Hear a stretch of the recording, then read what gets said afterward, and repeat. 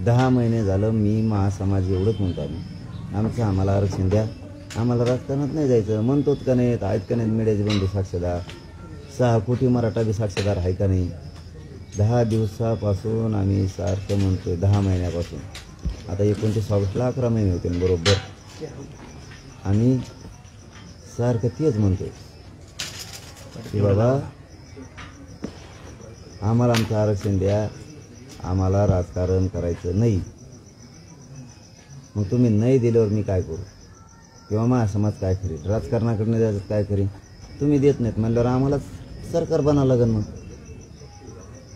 आता आम्हाला न्याय घ्यायचा म्हणल्यावर तुम्ही देत नाही म्हणल्यावर तुम्हाला पाडावं लागेल, आणि आम्हाला आमच्या गोरगरीब सगळ्या जाती धर्मात लोकांना तिथं बसावं लागेल ना.